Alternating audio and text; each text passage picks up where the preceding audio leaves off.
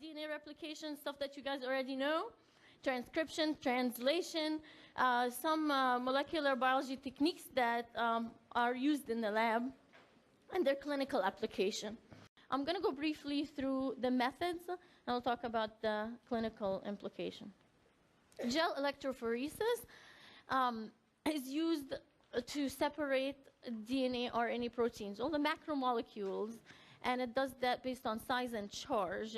So, you know, for example, DNA, if we were to put it in this gel matrix, it will travel from the negative electrode over to the positive electrode because it's negatively charged, and it will do it based on size because it travels through a matrix, and the matrix hinders the big ones of getting down sooner, so the big ones will be stuck up and the small ones will go faster down to the bottom as I have drawn it. And, and you've seen gels before. This is what it looks like. But what is the clinical application? Something to look for on the exam is monoclonal gammopathy. So that's protein gel electrophoresis is key for identifying whether your patient is suffering from a monoclonal gammopathy. One thing to look for is this histogram or plot, whatever you want to call it, for normal levels of serum proteins versus the one with the multiple myeloma. So on the exam, they might give you the different plots and ask you if this patient is suffering from multiple myeloma. Notice that the gamma globulins are elevated versus here the more smooth curve that's found in the healthy individual. How do we get this kind of data from the gel? Well, it's pretty cool. If you understand it, you'll never have to memorize it.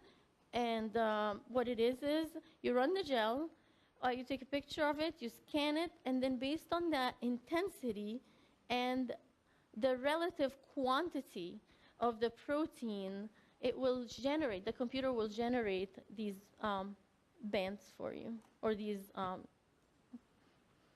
curves for you. So, monoclonal gammopathy, this is malignant. Remember, for the exam, this is malignant. Polyclonal gammopathy is benign.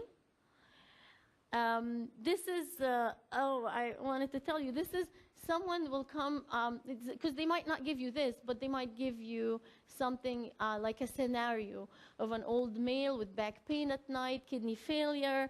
They usually have high levels of calcium. That pain is happening at night. It's not because the patient is moving a lot. It's not like the back pain we get every day. So that's something to look for. Also, remember that if they refer to it as M protein, it's not because it's IgM, but it's because it's monoclonal.